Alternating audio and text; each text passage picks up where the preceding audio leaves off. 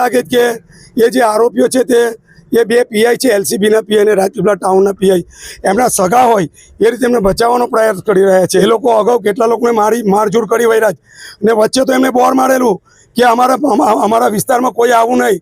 તો શું એ બાંગ્લાદેશનો વિસ્તાર છે તે અમારે નહીં જવાનું? શું પાકિસ્તાનનો વિસ્તાર છે તે અમારે નહીં જવાનું?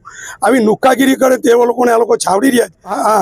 આ જે પોલીસ છે એને કાયદાનું ભાન આવે, ખબર નહીં એ લોકો ભારતીય ન્યાય સંહિતા પ્રમાણે ચલવે કે ભારતીય જનતા પાર્ટીના કાયદા મુજબ ચલવે.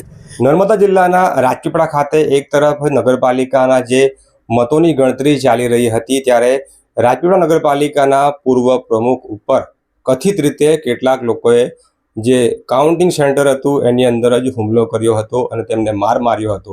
ત્યારે તેઓ રાજપીપળા પોલીસ મથકે પહોંચ્યા હતા પોતાની ફરિયાદ નોંધાવવા, પરંતુ તેમની ફરિયાદ ન નોંધવામાં આવતા તેઓ પોલીસ મથકની બહાર જ બેસી ગયા હતા. ત્યારબાદ તેમને ત્યાંથી 108 મારફતે સિવિલ હોસ્પિટલ ખસેડવામાં આવ્યા હતા. પરંતુ એ પહેલાં તેમણે નવજીવન ન્યૂઝ સાથે તેમની સાથે બનેલી ઘટનાની વાત કરી છે. તેમનું શું કહેવું છે જો આ વિડીયોમાં. વૈષ્ણવજન તો તેને કહીએ જે પીડ પરાઈ જાનાને રે. આજરોજ તારીખ 28/4/2026ના રોજ રાજપીપળા નગરપાલિકાનું એ ગણતરી ચાલી રહેલી, અને એમાં એક વોર્ડ નંબર 5ના અમારા જે કોંગ્રેસના કેન્ડિડેટ છે, 2 કેન્ડિડેટ છે, એક ઓબીસી કેન્ડિડેટ છે, એક આદિવાસી કેન્ડિડેટ છે. એ લોકો જીતેલા હોવા છતાં રાજપીપળા નગરપાલિકાના ચૂંટણી અધિકારી શ્રીએ ખોટો નિર્ણય લઈ અને તેમને હારેલા જાહેર કર્યા છે. તો એ બાબતની અમારી રજૂઆત હતી ને મેડમને ખાલી અમે એટલું કીધું હતું કે આદિવાસી કેટેગરીના કેન્ડિડેટ સામાન્ય કેટેગરીની બેઠક પર બેસી શકે કે નહીં, ઓબીસી કેન્ડિડેટ સામાન્ય કેન્ડિડેટ તરીકે જીતેલો છે જાહેર કરી શકે કે નહીં મતની સંખ્યા પ્રમાણે. એ બાબતની અમારે ત્યાં ચર્ચા થયેલી, અને એ પછી મેડમે કીધું કે કંઈ નહીં, લેખિત પણ આપી દો. અમે લેખિત લખતા હતા. તે વખતે આ રાજપીપળા નગરપાલિકાના પૂર્વ પ્રમુખ કુલદીપસિંહ ગોહિલ એ તે દરમિયાન અમારા પાસેથી પસાર થતા હતા. તો અને એટલામાં જ 7મા વોર્ડનું પરિણામ આવેલું. એટલે અમને બોલતા ગયા કે જો અહંકાર મટી ગયો, એટલે મેં એમને કીધું હતું કે અમે ભ્રષ્ટાચાર અમે તાકાતથી લડીશું. એટલે એના ભાઈ હતો તે એવું કહે કે તમારી પર એમ છે ને તેમ છે, બધી વાત એવું તેવું કરીને લોકો બધા મને મારવા માંડ્યા, મને નીચે પાડી દીધો. તો એ 2-4 પીઆઈ બી હતા, પોલીસ બી હતી, સીસીટીવી કેમેરા પણ લાગેલા હતા. છતાં પોલીસ ખાતું અમને ટીરકાવતું હતું, અમને કહેતા હતા કે તમે એમ જાઓ, તમે તેમ જાઓ. આરોપીઓ એમની સામે ઊભા હતા, આરોપીઓને એ લોકો છાવરતા હતા. અને ત્યાર પછી અમે રાજપીપળા પોલીસ સ્ટેશનમાં ફરિયાદ લખાવવા આવેલા છે. તો મેં 2.5 વાગ્યાનો એ ફરિયાદ લખાવવા આવ્યો જ. વાડીએ ઘડી અમને અંદર બોલાવે, સમજાવે છે, સમાધાન કર દો. મને એવું લાગે કે એ જે આરોપીઓ છે તે એ 2 પીઆઈ છે, એલસીબીના પીઆઈ અને રાજપીપળા ટાઉનના પીઆઈ, એમના સગા હોય એ રીતે એમને બચાવવાનો પ્રયાસ કરી રહ્યા છે. અમે કહીએ છીએ કે અમારો એફઆઈઆર ફાળો.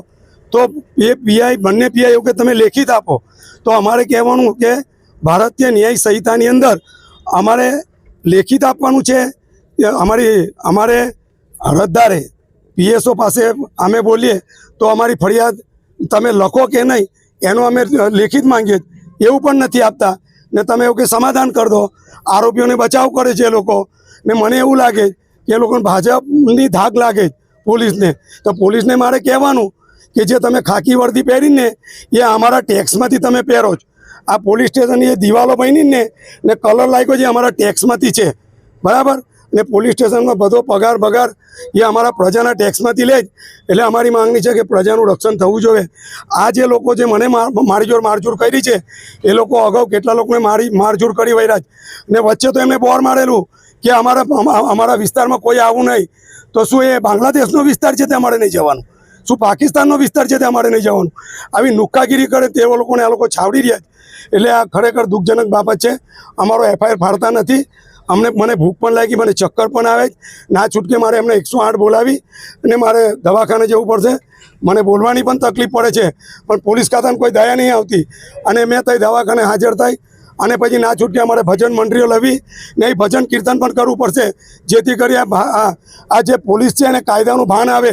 ખબર નહીં એ લોકો ભારતીય ન્યાય સંહિતા પ્રમાણે ચલવે કે ભારતીય જનતા પાર્ટીના કાયદા મુજબ ચલવે.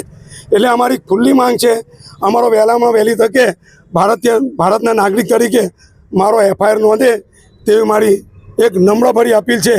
નહીં કરે તો અમે અહીંથી જવાના નથી. અમારો પડાવ અહીં જ રાખીશું, જમીશું અહીં, ઊંઘીશું પણ નહીં. મને ખાલી અત્યારે ચક્કર આવે છે એટલે અત્યારે હમણાં કદાચ મેં દવાખાને 108 બોલાવીને જઈ રહ્યો છું.